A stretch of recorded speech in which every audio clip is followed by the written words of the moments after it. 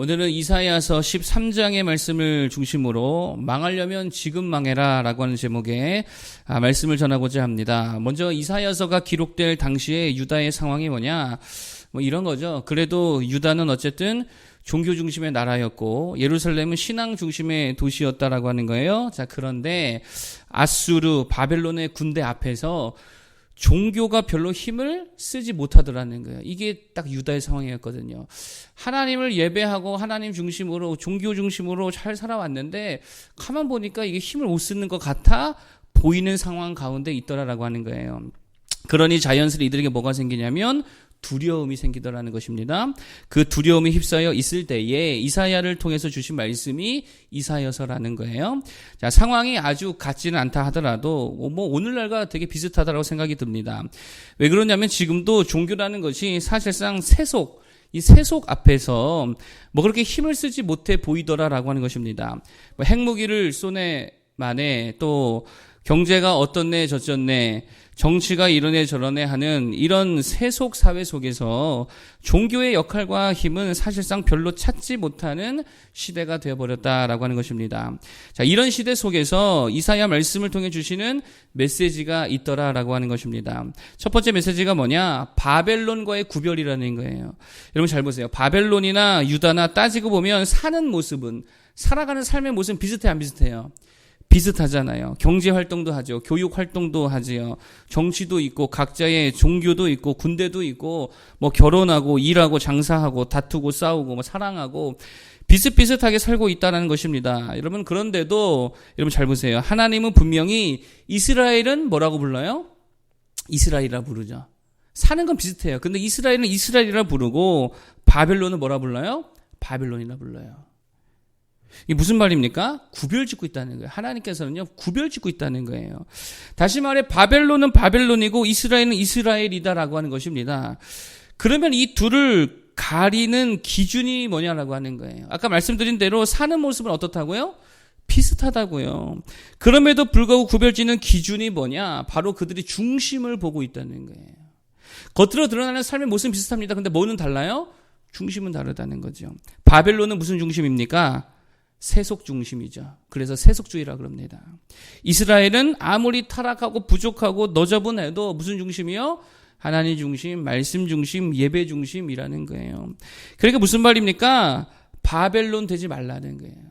우리를 이스라엘이라 부르고 바벨론이라 부르지 아니하는 이유는 바벨론 되지 말라는 것입니다. 세속주의자가 되지 말라는 거예요. 여러분, 세속주의가 뭐죠? 세속주의는 이런 거예요. 행복을 어디에서 찾느냐? 세속에서 찾는 것입니다. 종교, 신념, 이념, 사상 따위는 그냥 집어치라는 거죠. 그럼 뭐가 중요하냐? 돈 버는 거, 돈 쓰는 거, 여행하고 꾸미는 거, 비싼 게임기 사가지고 막 게임하고, 비싼 옷과 액세서리로 자신의 가치를 그걸로 증명하고자 하고, 레스토랑 가서 칼질하고 와인 먹으면서 사람들 만나고 투자하고 주식하고 펀드하고 재테크하고 투기하고, 이런 데서 뭐를 찾는다고요? 이런 데서 행복을 찾는 게 이게 세속주의라는 거예요. 그게 바벨론이다라고 하는 것입니다. 여러분 잘 보세요. 바벨론의 행복이 뭡니까? 정복이잖아요. 당시 바벨론의 행복. 정복하는 거, 땅 넓히는 거, 그리고 빼앗는 거. 그래서 결국 뭐 하는 거죠? 그걸로 자기 집 크게 짓고 노예 부리고 배부르게 살겠다라고 하는 것입니다. 거기서 행복을 찾고 거기서 존재 이유를 찾는 거, 이게 세속주의, 바벨론이다라고 하는 거예요. 여러분 잘 보세요. 요즘 시대에 특별히 젊은이들, 어린 친구들에게 신념 있어요? 인생에 대한 철학 있어요? 이념이나 사상이나 자기의 삶을 관통하는 어떤 그런 거대 담론 이런 거 있냐는 거예요. 그거 없지요. 그냥 나 하나 잘 먹고 잘 사는 거 외에 아무 관심이 없습니다. 오늘날 시대가 다 그렇다는 거예요. 이게 뭐라고요? 세속주의, 바벨론. 이렇게 살지 말라는 거죠. 바벨론 되지 말라는 거예요. 그럼 우리는 누가 되어야 됩니까? 비슷하게 살아도, 겉모습은 비슷해도 뭐가 되어야 됩니까? 이스라엘이 되어야 될 줄로 믿습니다. 예배 중심으로 살아야죠. 하나님 중심으로 살아야죠. 믿음 중심, 기도 중심, 선교 중심, 사명 중심, 교회 중심으로 살아야 될 줄 믿습니다. 여기서부터 행복을 우리는 찾아야죠. 뭔가 인생을 관통하는 신념이 있어야 될 줄로 믿습니다. 믿음이 있어야죠. 하나님께 대한 신앙이 우리 인생의 중심에 있어야 될 줄로 믿습니다. 여러분, 그래서요, 하박국 선지자가 이사야서 바로 다음 시대거든요. 하박국 선지자가 뭐라고 말하냐면 이렇게 말하죠. 비록 무화과 나무가 무성하지 못하며 포도나무에 열매가 없으며 감람나무에 수출이 없으며 밭에 먹을 것이 없으며 우리의 양이 없으며 외양간에 소가 없을지라도 나는 여호와로 말미암아 즐거워하며 나의 구원의 하나님으로 말미암아 기뻐하리로다. 정확하게 뭘 말하는 거예요? 나 세속주의자 되지 않겠다는 거예요. 나는 하나님 중심주의자가 되겠다. 하나님 안에 행복을 찾겠다라는 것입니다. 우리 모두도 바벨론 되지 말고 그러한 예배 중심, 하나님 중심, 말씀 중심의 이스라엘로 살아갈 수 있는 모두가 되기를 바라겠습니다. 두 번째로 말씀드리기 원하는 것은 뭐냐? 영광을 소유한 자들이 되라는 거예요. 영광을 소유한 자들이 되라. 영광이 뭡니까? 이게 되게 쉬운 말인 것 같지만 또 되게 어려운 말이거든요. 근데 영광이 뭐예요? 영광은 다른 거 아닙니다. 마지막에 승리하는 거. 이게 영광이거든요. 영광이 뭐라고요? 마지막에 승리하는 거. 마지막에 복 받는 거. 마지막에 열매 맺는 거. 마지막에 잘 되는 거. 이게 영광입니다.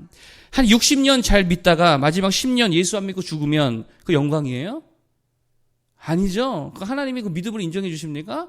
아니라는 거예요. 아무리 60년 개판으로 살아도 마지막에 예수 잘 믿는 게 이게 영광이죠. 마지막이 중요하다라고 하는 거예요. 결론을 어떻게 낼 것이냐.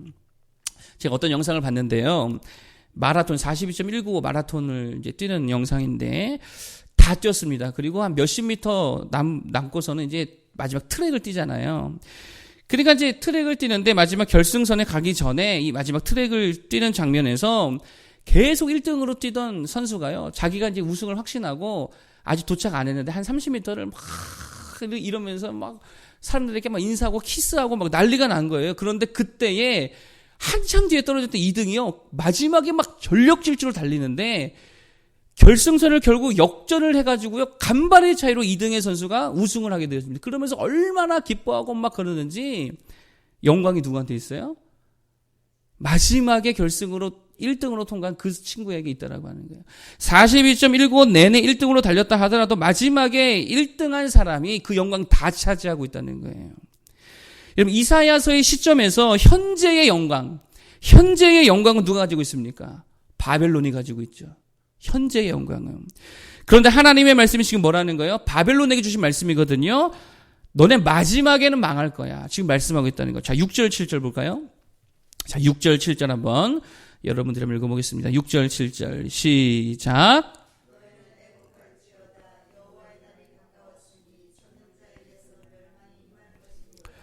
그러므로 모든 손에 힘이 풀리고 각 사람의 마음이 녹을 것이라. 아멘. 이게 바벨론에게 주신 말씀입니다. 이렇게 된다는 거예요. 마지막에 이것이 너희의 결론이다라고 하는 게. 자, 그러면 이게 진짜 영광입니까? 헛된 영광입니까?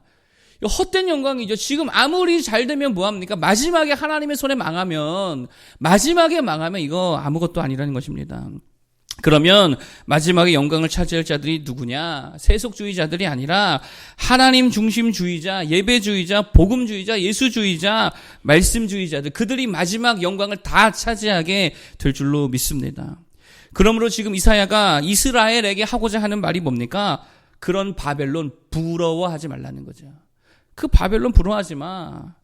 세속주의자들 부러워하지 말라는 거예요. 외제차 타고 다니고 40평 50평 집에서 살고 명품 가방 들고 다니고 성형으로 맨날 얼굴 예뻐지고 젊어지고 뭐 투기해서 그냥 수십억이 그냥 우습게 벌리고 맨날 스테이크 칼질하고 그거 부러워하지 말라는 거예요. 그거 아무 영광 아니라는 것입니다. 진짜 영광을 소유한 자들 되기를 바라겠습니다. 이 땅의 천박한 영광이 아니고 진짜 영광, 마지막 때 가서 진짜 하나님이 부어주시는 그 영광 갖는 모두가 되기를 바라겠습니다. 그러기 위해서 오늘 어떻게 살아야 돼요? 예배 중심, 하나님 중심, 신앙 중심, 기도 중심으로 살아갈 수 있기를 바라겠습니다. 언제까지?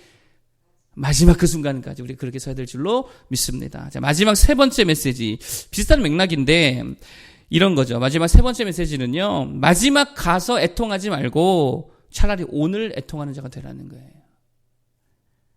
자, 6절. 자, 6절 아까 읽었는데 한번 다시 읽어보겠습니다. 시작. 너희는 애곡할지어다. 여호와의 날이 가까웠으니 전능자에게서 멸망이 임할 것이미로다. 아멘. 이게 뭐냐면 바벨론은 언제 애곡하더라?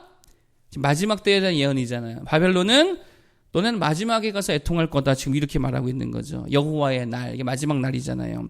그러니까 세속주의자들, 요즘으로 토건족들, 부동산 투기자들, 그 세속주의자들은 언제 애통한다고요? 마지막 하면 그들은 애통한다는 거예요. 가룟 유다 언제 애통했어요? 인생 마지막에 애통했죠. 그러니까 망한 인생이지요. 그런데 베드로와 사도 바울 언제 애통했습니까? 미리 애통했잖아요. 미리 애통하니까 그러니 회개하고 위로받고 마지막에 웃는 인생 되더라는 거예요. 그래서 주님이 이렇게 말씀하셨습니다. 애통하는 자는 복이 있나니 그들이 위로를 받을 것이미요. 언제 애통하자? 마지막에 가서 애통하면 안 됩니다. 오늘을 사는 동안에 애통할 수 있는 자를 되길 바라겠습니다. 왜 오늘을 애통해야 됩니까? 그래야 다시 기회를 얻죠. 오늘 애통하는 자들은 다시 기회를 얻습니다. 다시 하나님 앞에 세움받게 될 줄로 믿습니다. 우리 주님께서 우리를 붙들어 줄 줄로 믿습니다. 은혜 주실 줄로 믿습니다. 오늘 내 망가진 모습에 직면해 봐야 내일은 어떻게 되는 거예요? 주의 은혜로 다시 일어나는 거죠. 그런데 세속에 빠져서 장가가고 시집가고 장사하고 먹고 마시고 그러느라 그저 웃고 즐기다가 마지막에 가서 아무리 애통하고 회개하고 후회해 봐야 마지막은 말 그대로 마지막이죠. 더 이상의 기회는 없다는 거예요. 실패도 언제 해야 됩니까? 젊을 때. 마지막 가서 실패하면 안 되겠죠. 미리 실패도 해봐야 될 줄로 믿습니다. 그래서 마지막을 성공의 인생으로 이끌 수 있는 모두가 되길 바라겠습니다. 우리의 인생 지금 진행형이잖아요. 지금 애통하고 지금 회개하고 지금 고난당하고 상처도 언제 받아야 돼요? 지금 미리 받는 게 낫지요. 좀 깨져보기도 하고 바닥도 한번 쳐보기도 하고 그래서 다시 하나님 앞에 엎드리고 회개하고 일어나 마지막은 정말 말할 수 없는 기쁨과 영광으로 웃고 즐기고 누릴 수 있는 우리 모두가 되기를 바라겠습니다.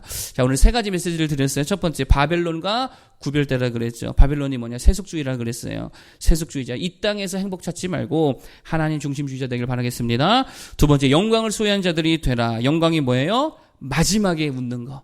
마지막에 승리하는 거. 이게 영광이라 그랬죠.